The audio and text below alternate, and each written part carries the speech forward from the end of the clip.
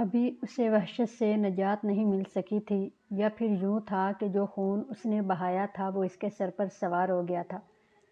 وہ اٹھ کر سامان کی طرف گیا، اس نے ایک کمبل اٹھایا، پھر وہ لڑکی کی طرف گیا اور اس نے اسے دیکھے بغیر کمبل اس کے جسم پر ڈال دیا۔ لڑکی نے حسب معمول منہ پھیر لیا، پھر اس نے لڑکی کے لمبے بالوں کو درخت کی ایک جھکی ہوئی شاخ سے اس طرح باندھ دیا کہ وہ اب گردن بھی نہیں ہلا سکتی تھی۔ وہ اٹھ کر سامان کی طرف گیا اور واپس اپنی جگہ آ کر بیٹھ گیا۔ لڑکی کو دیکھنے لگا، وہ اب منہ نہیں پھیر سکتی تھی۔ کچھ دیر بعد اسے نیند آ گئی۔ وہ شاید دیر تک سوتا رہا، مگر بدلتے موسم نے اسے جگا دیا۔ سوتے میں بھی اسے غیر معمولی تبدیلی کا احساس ہو گیا تھا۔ اس نے آنکھیں کھولی تو دھوپ کی جگہ اندھیرے نے لے لی تھی۔ سیاہ گھٹائیں امڑ امڑ کر آئی تھی اور انہوں نے سورج کو بجھا دیا تھا۔ چند منٹ بعد شمال کی طرف سے ٹھنڈی ہوا چلنے لگی۔ شیردست کو بارش کی کوئی پرواہ نہیں تھی۔ چٹانی چھجا انہیں بآسانی پناہ دے سکتا تھا، لیکن مسئلہ یہ ہے کہ بارش اس کے یہاں قیام کو تعویل کر دیتی۔ یہ بات اسے پسند نہیں تھی، لیکن وہ کچھ کر بھی نہیں سکتا تھا۔ فی الحال تو بھوک کا مسئلہ ہی خاصا تشویشناک تھا۔ بارش ہونا یقینی تھا، اور اس صورتحال میں ہرن یا بکری کی تمنا ایسی ہی تھی جیسے کوئی بچہ چاند کی آرزو کرے۔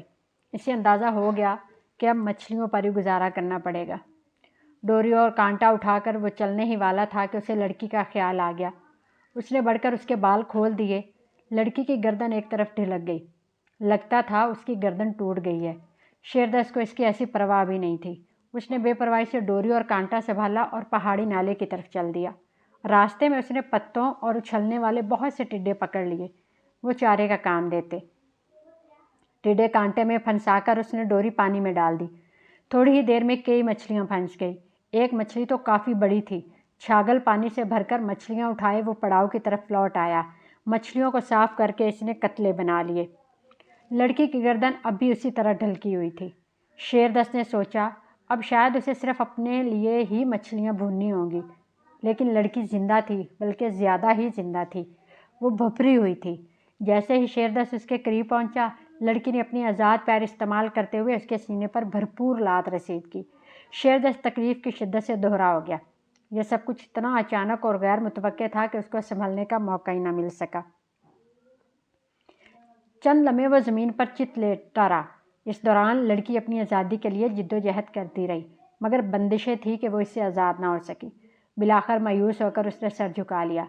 شیردست کو کچھ اندازہ نہیں تھا لڑکی کی وہ حرکت اضطراری تھی، ورنہ وہ تو بہت پہلے مزاحمت سے دستبردار ہونے کا فیصلہ کر چکی تھی۔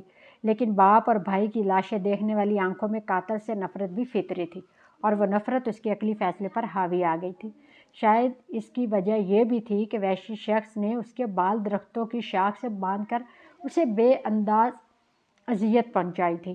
بہرکیف اب وہ پچھتا رہی تھی۔ کچھ دیر بعد شیردست اٹھا، غصے سے اس کا خون کھول رہا تھا۔ وہ اٹھ کر لڑکی کے نزدیک آیا اور اس نے اپنا ریوالور نکال کر اس کی کن پٹی سے چپکا دیا۔ لڑکی خوف سے کانپنے لگی۔ اسے لگ رہا تھا کہ اس کی کہانی ختم ہو رہی ہے، لیکن شیردست نے ریوالور ہٹا کر پیٹی میں اڑس لیا۔ پھر بھی اس نے لڑکی کو معاف نہیں کیا۔ بالکل اچانک اس نے لڑکی کی دائیں پسلی کے نیچے زوردار ٹھوکر رسید کر دی۔ لڑکی کے حلق سے ایک کربناک چیخ نکلی اور اسے اپنی سانس رکتی ہوئی محسوس ہوئی۔ وہ کرب کے عالم میں دیر تک جھولتی رہی، پھر ڈھیر ہو گئی۔ شیردست پیچھے ہٹا اور نفرت سے اسے گھورنے لگا۔ شیردست بھول نہیں سکتا تھا اس سے زیادہ تکلیف ایک اور لڑکی نے برداشت کی تھی۔ اس نے ناقابل بیان اذیتیں اٹھائی تھی۔ وہ لڑکی شیردست کی اکلوتی بہن تھی۔ اس کے چہرے پر منجمد خوف اور کرب کے تاثرات وہ کبھی نہیں بھول سکتا تھا۔ ابھی اسے بہت کچھ کرنا تھا۔ اذیت کے باوجود گل سوچ رہی تھی۔ اس نے اضطراری طور پر لاج چلائی تھی، شاید اس لیے کہ اس کی شرمندگی دیکھ کر اس نے اس سے کچھ توقعات وابستہ کر لی تھی۔ اس نے سوچا تھا کہ وہ مزاحمت ترک کرے گی تو وہ اس پر تشدد نہیں کرے گا، مگر اس نے تو بدسلوکی کی حد کر دی۔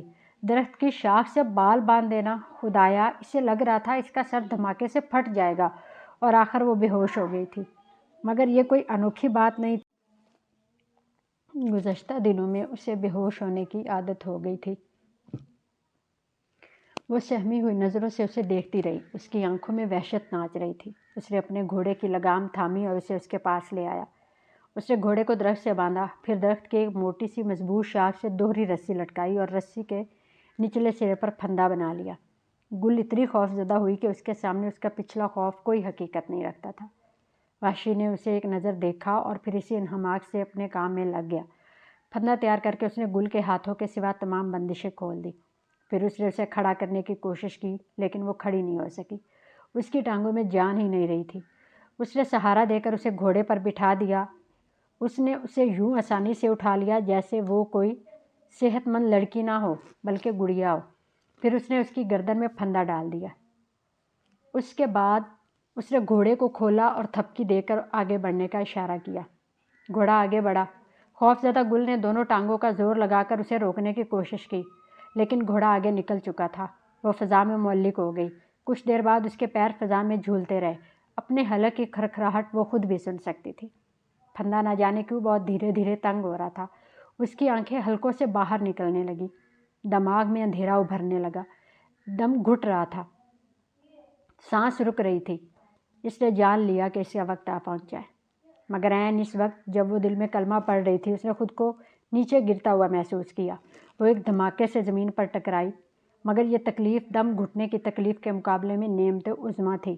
حالانکہ اسے لگ رہا تھا کہ اس کے جسم کی ہر ہڈی چور چور ہو گئی ہے۔ ایک بار پھر وہ بے ہوش ہو گئی۔ لڑکی بے حد سخت جان ثابت ہو رہی تھی، مگر پھندا بناتے ہوئے شیر دست نے اس کے چہرے کو دیکھا تو اسے ناقابل بیان خوشی ہوئی۔ لڑکی کے چہرے پر پہلی بار اسے حقیقی خوف نظر آیا تھا۔ گھوڑا لڑکی کے نیچے سے نکل گیا۔ لڑکی لٹک گئی۔ اس کی آنکھیں ابلی پڑی تھی۔ دھیرے دھیرے اس کی ٹانگوں کی انٹھن دم توڑ گئی۔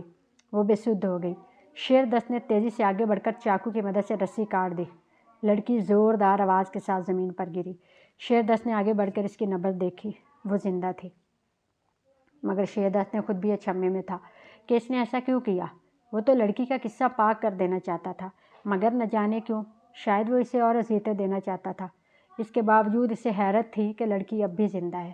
اس کی تو گردن ٹوٹ جانی چاہیے تھی، اور کچھ رہی تو اسے دم گھٹنے کی وجہ سے مر جانا چاہیے تھا، لیکن لڑکی کی قوت ارادی اور زندگی کی خواہش دونوں ہی ناقابل شکست تھی۔ وہ جھنجھلا گیا۔ تو پھر اس کی بہن کیوں مر گئی؟ وہ زندہ کیوں نہیں رہی؟ اور یہ لڑکی اب تک کیوں نہیں مری؟ اس نے آگے بڑھ کر لڑکی کو پھر باندھ دیا۔ لڑکی کا گلا بری طرح سوجا ہوا تھا۔ اس کی گردن میں پھندا اب بھی موجود تھا۔ اس نے چاقو سے وہ پھندا کاٹ ڈالا۔ کاٹتے وقت اس نے کسی ہتھیار سے کام نہیں لیا تھا۔ اس کے باوجود لڑکی کو خراش تک نہیں آئی۔ وہ اٹھا اور ادھر ادھر گھوم کر الاؤ کے لیے لکڑیاں چننے لگا۔ الاؤ روشن کرنے کے بعد اس نے نوکیلی لکڑیوں پر مچھلی کے کتلے پروئے اور انہیں آگ پر سینکنے میں مصروف ہو گیا۔ مچھلی تیار ہو گئی۔ اس نے بڑی رغبت سے مچھلی کے کتلے کھائے اور خوب ڈٹ کر پانی پیا۔ پھر کھنجر سے نرم زمین کھود کر اس نے مچھلی کے کانٹے دبا دیے۔ چلم سلگا کر گہرے کش لیتے ہوئے وہ بڑی طمانینت کے ساتھ الاؤ کے بھڑکتے ہوئے شعلوں کا رقص دیکھتا رہا۔ وہ گہری سیاہ رات تھی جس نے سیاہ گھٹاؤ کی چادر اوڑھی ہوئی تھی۔ اس چادر نے اپنے دبیز اندھیرے دامن میں چاند ستاروں کو چھپا رکھا تھا۔ صرف الاؤ کے پاس ہلکی ہلکی روشنی پھیلی ہوئی تھی۔ شیردست کو قریبی کسی آہٹ کا ادراک ہوا۔ اس نے چونک کر آہٹ کی سم دیکھا لیکن اسے کچھ بھی نظر نہیں آیا۔ اس نے سوچا ممکن ہے کوئی پہاڑی ریچھ ہو اور الاؤ کی وجہ سے قریب آنے کی ہمت نہ کر پا رہا ہو۔ کچھ دیر بعد گھپ اندھیرے سے ایک سایہ سا جدا ہو کر الاؤ کی طرف بڑھا۔ اس بار الاؤ کی تھرکتی روشنی میں شیر دست نے واضح طور پر اسے دیکھ لیا۔ اس نے تیزی سے ریوالور نکال کر گولی چلا دی، لیکن وہ سایہ پھرتی سے پلٹ کر پھر بیک گراؤنڈ اندھیرے میں گم ہو گیا۔ وہ مقتولین کا کتا تھا جسے شیر دست بھول ہی گیا تھا۔ شاید فائر کی آواز لڑکی کو ہوش میں لے آئی تھی۔ وہ خاموشی سے یہ سب دیکھ رہی تھی۔ شیر دست نے چلم بجھائی اور چاقو کو تولتا ہوا لڑکی کے نزدیک چلا گیا۔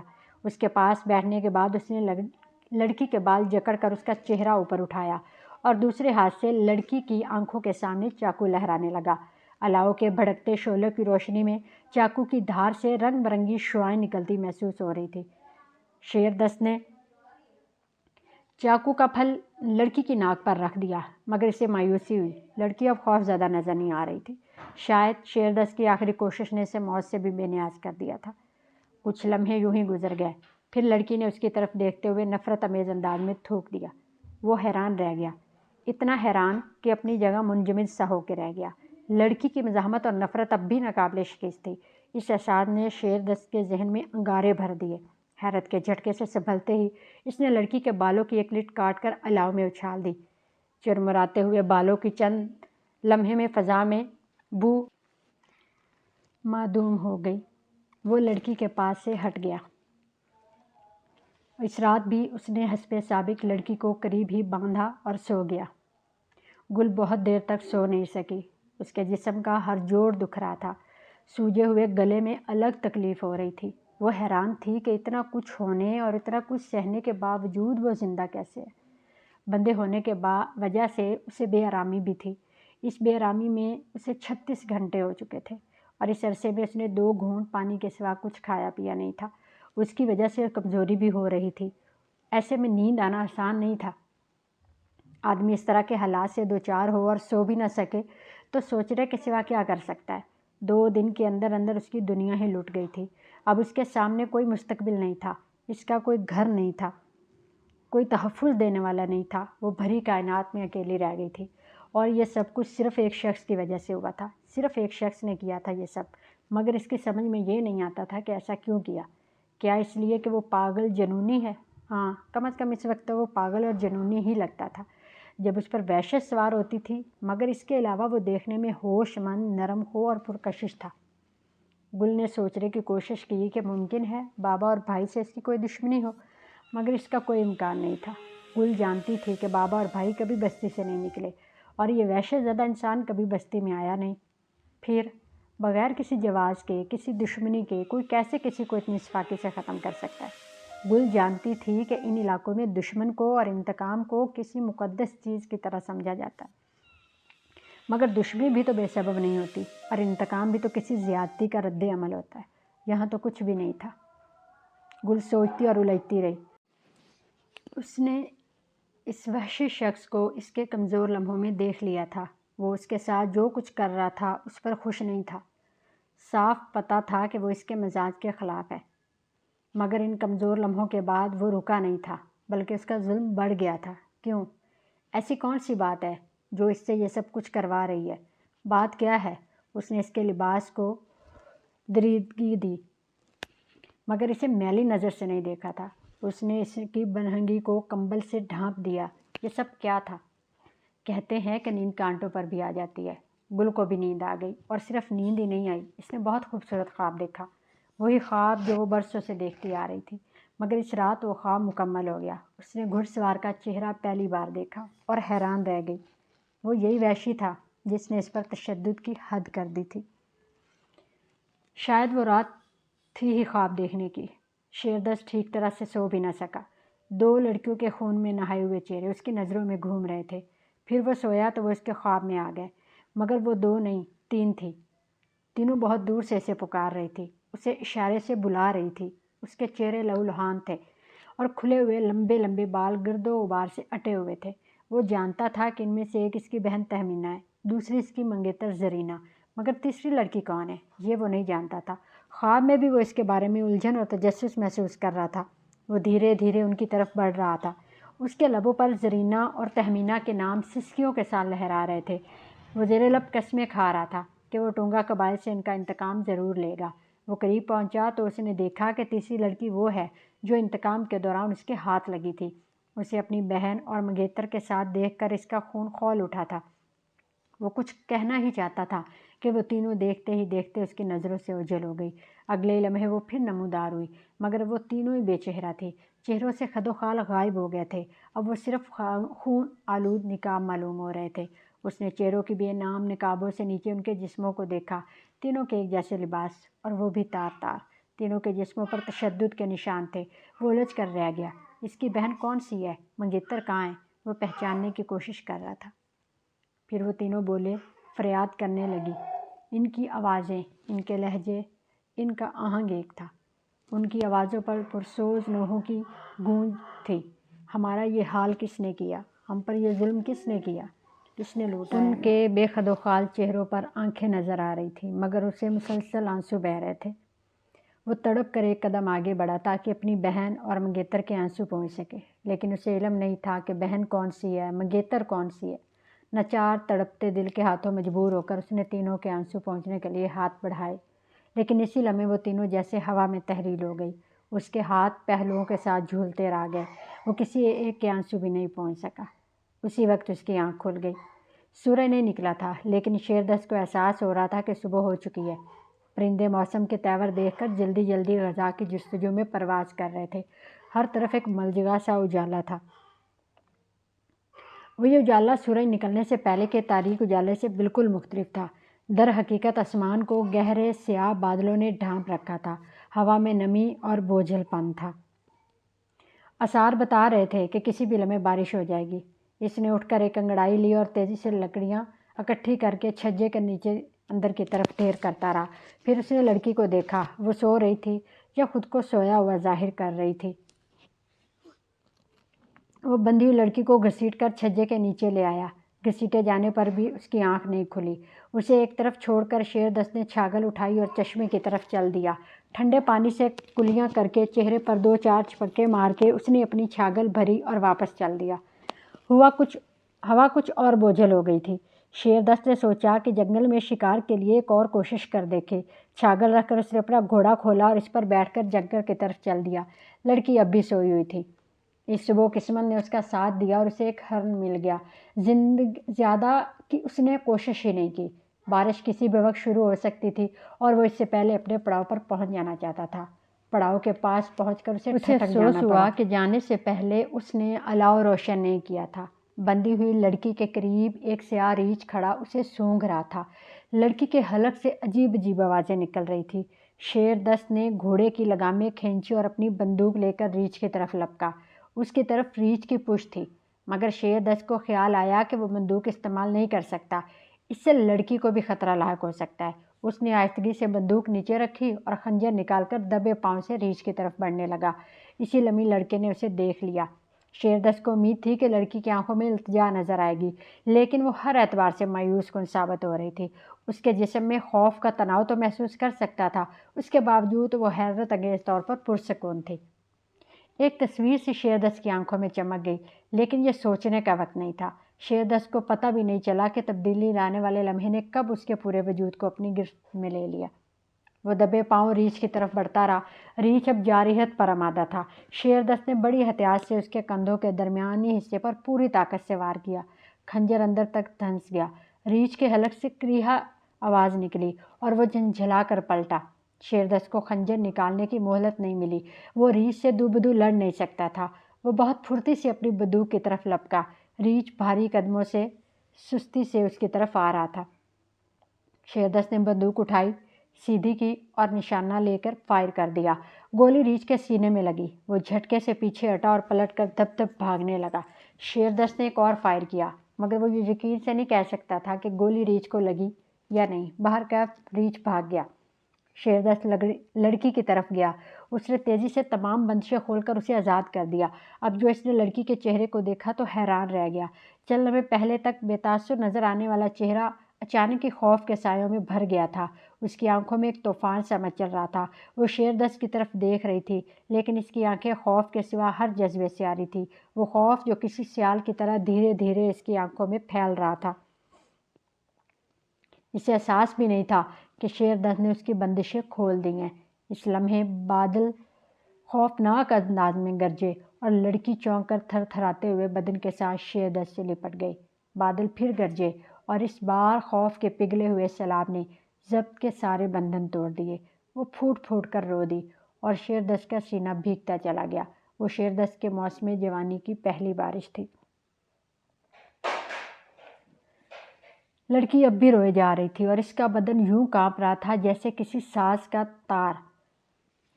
شیردست انجانے میں لڑکی کے ہاتھ کو تسلی دینے والے انداز میں تھپکے جا رہا تھا، لیکن اس کی کھلی آنکھیں سامنے کا کوئی منظر دیکھ رہی تھی۔ وہ تو برسوں پہلے کا ایک منظر تھا، جب وہ لڑکا تھا۔ اس کی بہن ایک چوہے کو دیکھ کر بری طرح ڈر گئی تھی۔ ایسے ڈری تھی کہ اس سے لپٹ کر دیر تک اس کا سینہ بھگوتی رہی تھی۔ اس کے کانوں میں ماں کی مامتا بھری آواز گونجی، پگلی چوہے سے ڈر گئی؟ پھر ماں اس سے مخاطب ہو کر بولی، اور یہ تو ہونکوں کی طرح کیا دیکھے جا رہا ہے؟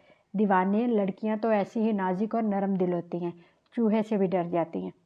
پھر شیردست کی کھلی آنکھوں کے سامنے چند لمحے پہلے کا وہ منظر لہرایا، جب ریچھ اس لڑکی کو سونگھ رہا تھا اور لڑکی دم سادے پڑی تھی۔ یہ چیخی کیوں نہیں؟ یہ سوال بار بار اس کے ذہن میں گردش کر رہا تھا۔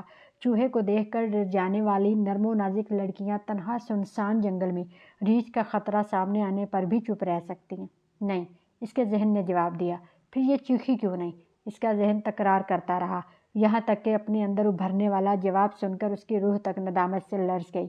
لڑکی نے روز زمین کے سب سے خوفناک، شفاق اور بے رحم درندے کو دیکھ کر بھگت لیا تھا۔ اب کوئی اور درندہ بھلا اسے کیسے خوفزدہ کر سکتا تھا؟ بے شک درندگی میں بھی انسان ہی سب سے بڑھ کر ہے، اپنے پیاروں کا انتقام برحق۔ لیکن یہ معصوم اور نازک سی لڑکی کس گناہ کی سزا بھگت رہی ہے؟ اس کی بہن کی طرح یہ لڑکی بھی، جو اس کی بہن نہیں ہے، بے گناہ ہے۔ شیردست دل ہی دل میں خود کو لعنت و ملامت کرنے لگا۔ شرمندگی کے احساس نے اس کے جسم کو شل کر کے رکھ دیا، جو اس کے سر پر خون کی طرح سوار تھی، پوری طرح اتر گئی، شرمندگی میں غرق ہو گئی۔ اچانک لڑکی ایک جھٹکے سے دور ہٹ گئی۔ اس کی آنکھوں سے تحیر جھلک رہا تھا، پھر تحیر کی اس ہلکی سی تہ کو ہٹا کر نفرت دوبارہ اس کی آنکھوں میں در آئی۔ لیکن اب شیردست خود کو اس نفرت کا مستحق سمجھ رہا تھا۔ اس نے جو کیا مردانگی کی توہین تھا۔ اس نے اپنا سر جھٹکا اور الاؤ کی طرف بڑھ گیا۔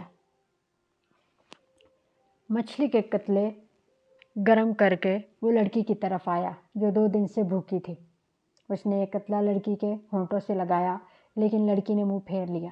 شیردست نے لڑکی کا چہرہ گھما کر سامنے کیا اور اس کی آنکھوں میں جھانکنے لگا۔ اس کی آنکھوں سے نکاہت ظاہر ہو رہی تھی۔ لو، کھا لو۔ شیردست پہلی بار اس سے مخاطب ہوا۔ لڑکی نے نفی میں سر ہلا دیا۔ 2 دن سے تم نے کچھ نہیں کھایا، یوں خود پہ ظلم مت کرو۔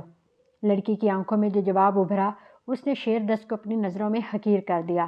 اس لڑکی کی آنکھیں خوب بولتی تھی، ہر بات کہہ سکتی تھی۔ وہ آنکھیں ملامت کی زبان میں سے یاد دلا رہی تھی کہ اس سے کہیں زیادہ ظلم تو وہ اس پر کر چکا ہے۔ اس کے ظلم کے مقابلے میں نہ کھانا کوئی حقیقت نہیں رکھتا۔ لڑکی کو کچھ کھلانا ضروری تھا۔ اب اس کے لیے شیردست اپنی انگلیاں چبوانے کا خطرہ بھی مول لے سکتا تھا، لیکن لڑکی نڈھال تھی، اس میں اتنی سخت بھی نہیں تھی کہ وہ اس کو کاٹ سکتی۔ شیردست نے اس بار کتلا زیادہ قوت سے اس کے منہ میں ٹھونسنے کی کوشش کی۔ اس بار بہت دھیرے لڑکی کے ہونٹ نیم وا ہوئے اور چمکدار سفید دانتوں کی قطار نظر آئی۔ وہ بے حد ہموار دانت تھے۔ لڑکی نے دانتوں سے کتلے کا ایک ٹکڑا کاٹ لیا اور دھیرے دھیرے اسے چبانے لگی۔ شاید متورم جبڑوں کی وجہ سے منہ چلانا اس کے لیے تکلیف دہ تھا۔ شیردست اپنے ہاتھوں سے اسے کھلاتا رہا، حتیٰ کہ لڑکی نے اشارے سے بتایا کہ وہ مزید کھانا نہیں چاہتی۔ پھر وہ چھاگل اٹھا لایا اور لڑکی کو سہارا دے کر اسے گھونٹ گھونٹ پانی پلانے لگا۔ لڑکی اب پرسکون ہو گئی تھی۔ شیردست نے بچے ہوئے کتلے خود کھا لیے اور پانی پی کر سکون کی ایک گہری سانس لی۔ اچانک ہی اسے احساس ہوا کہ لڑکی رو رہی ہے۔ اس نے بڑی نرمی اور محبت سے لڑکی کے چہرے پر بکھرے ہوئے بال ایک طرف ہٹائے اور انگلی کی مدد سے بڑی نزاکت سے اس کے آنسو سمیٹ لیے۔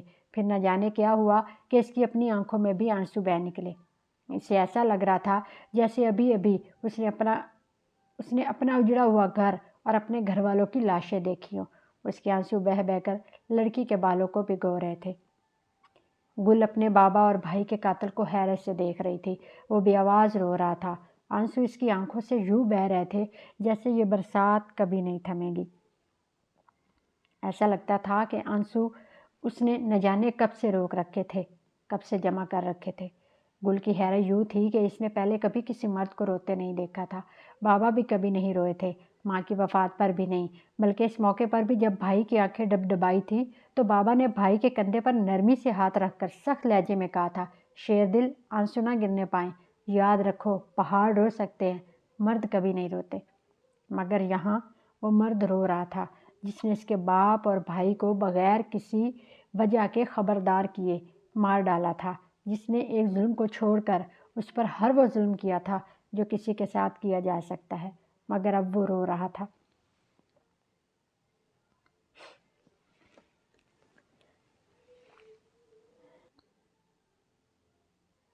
گل اپنا دکھ بھول کر بہت غور سے اسے دیکھتی رہی۔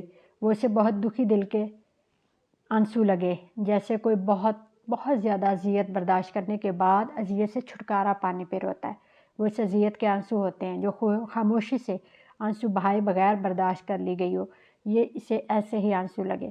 اس لمحے وہ کڑیل مرد جس نے اسے چھوٹی سی گڑیا کی طرح اٹھا لیا تھا بہت چھوٹا سا بچہ لگا۔ اسے اس پر ترس آنے لگا۔ اس لمحے وہ یہ بھی بھول گئی کہ وہ اس کے بابا اور بھائی کا قاتل ہے۔ اس کا جی چاہا کہ اس کے آنسو پونچھ دے، مگر پھر اسے بابا اور بھائی کی موت یاد آ گئی۔ مگر وہ جانتی تھی کہ رات ہی رات میں وہ بدل گئی ہے۔ وہ اپنے خواب کو بہت زیادہ اہمیت دیتی تھی، اور رات اس نے گھڑ سوار کا چہرہ دیکھ اور پہچان لیا تھا، اور کیسی عجیب بات تھی کہ صبح اس کا خواب سچا ثابت ہوا۔ اسے ریچھ سے بچانے والا گھڑ سوار یہی قاتل تھا، وہی اس کے خواب والا گھڑ سوار تھا۔ اس گھڑ سوار سے تو وہ اس وقت سے محبت کرتی تھی جب اس نے پہلی بار وہ خواب دیکھا تھا، مگر اب وہ مل گیا تھا تو وہ اس سے محبت نہیں کر سکتی تھی۔ ہاں، اس کی نفرت دھل گئی تھی، عناد بھی کم ہو گیا تھا، مگر اچانک کی کسی لمحے وہ نفرت ابھر آتی تھی۔ گل نے جان لیا کہ اسے بڑی خوفناک کشمکش کا سامنا ہے۔ جذبات کی وہ اجنبی کیفیت گزر گئی تو جس چیز نے شیردست کے ذہن کو جھنجھوڑا وہ بارش کا خوف تھا۔ کچھ دیر پہلے وہ سوچ رہا تھا کہ چٹانی چھجا بارش کی پناہ کے لیے کافی ہے، لیکن اب فطرت کا وہ قانون اسے اپنے فیصلے پر نظر ثانی کے لیے مجبور کر رہا تھا، جس کے تحت ہر مرد پر عورت کی حفاظت اور اسے آرام پہنچانا واجب ہوتا ہے۔ وہ اس سلسلے میں کچھ دیر سوچتا رہا، پھر اس احساس کے تحت اٹھا۔ وہ لڑکی کو وہیں چھوڑ کر درختوں کی طرف بڑھ گیا۔ اس بار اس نے لڑکی کو باندھنے کی ضرورت محسوس نہیں کی، البتہ اس نے بندوق اور کلہاڑی ضرور لے لی تھی۔ دیر تک وہ ادھر ادھر گھومتا رہا۔ اسے 2 قد آدم شاخوں کی ضرورت تھی جنہیں زمین میں گاڑ کر وہ ستون کا کام لے سکے۔ جلد ہی اسے اپنے مطلب کی شاخیں مل گئی۔ اس کی چھوٹے دستے والی کلہاڑی کا پھل بہت تیز تھا۔ شاخیں کاٹ کر وہ انہیں چھجے کے پاس لے آیا۔ اچانک ہی اسے اپنا شکار کیا ہوا ہرن یاد آ گیا۔ ریچھ کو دیکھنے کے بعد وہ اسے بھول گیا تھا۔ اس نے گھوڑے کو بھی کھلا چھوڑ دیا تھا۔ اس نے جا کر گھوڑا پکڑا اور چھجے کے قریب ایک درخت سے باندھا، پھر وہ ہرن کو وہاں لے آیا۔ اس نے اس کی کھال اتاری اور گوشت کو نمک لگا کر چھوڑ دیا۔ اب گوشت کے خراب ہونے کا ڈر نہیں تھا۔ لڑکی سے بہت دلچسپی سے دیکھتی رہی۔ ہرن سے نمٹنے کے بعد شیر دست نے اپنی لائی ہوئی شاخوں کو چھجے کے دونوں طرف زمین میں گاڑ دیا اور ان کے ساتھ ایک چادر باندھ دی۔ چھجا چھت کا کام دے رہا تھا اور چادر سامنے والی دیوار، مگر دونوں پہلو اب بھی غیر محفوظ تھے۔ اگر بارش ان میں سے کسی رخ سے ہوتی تو بچھاڑ انہیں بھگو سکتی تھی۔ لڑکی خاموش بیٹھی اسے کام کرتے دیکھتی رہی۔ وہ اپنی جگہ سے ہلی بھی نہیں۔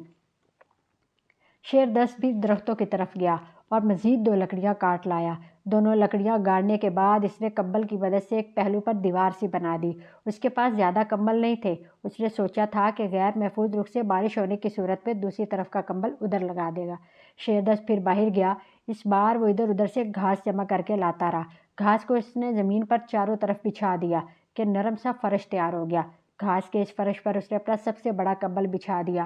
ایک کمی محسوس ہوئی تو اس نے بستر کے ایک طرف مزید گھاس ڈال کر اسے تکیے کی شکل دے دی۔ اب وہ مطمئن اور خوش تھا۔ گھر والوں کی موت کے بعد اس نے کبھی بھی اپنا اس طرح خیال نہیں رکھا تھا۔ اس کام نے اسے لطف سے آشنا کیا جس سے وہ بہت پہلے محروم ہو چکا تھا۔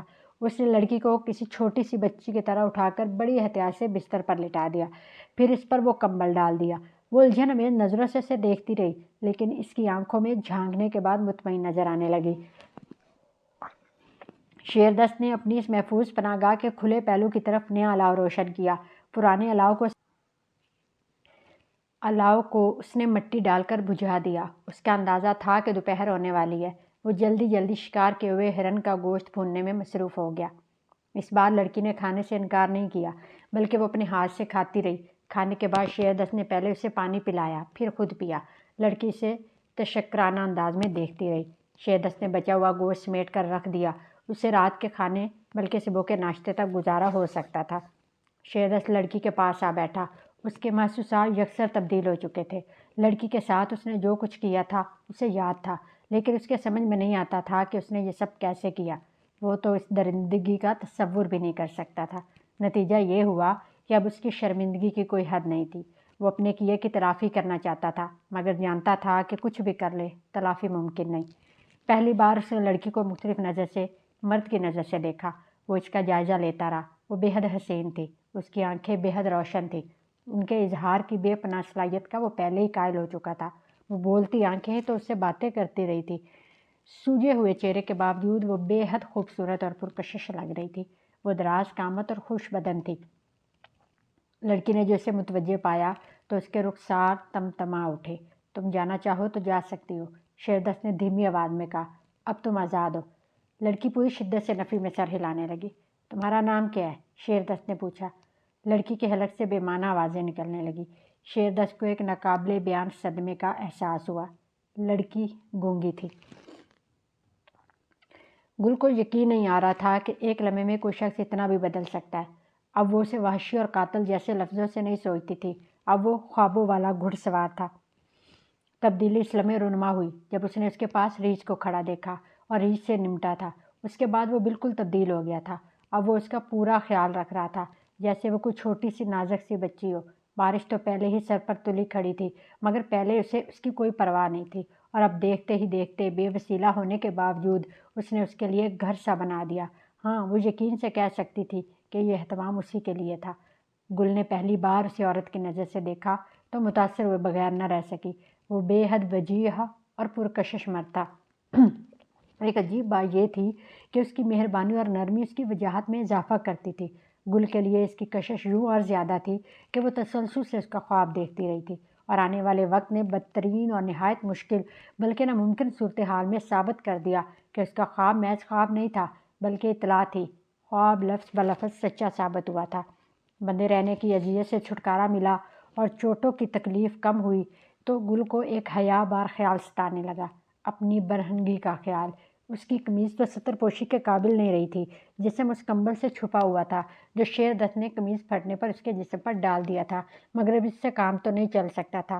اب اس نے خود کو اشاروں کا پابند کر لیا۔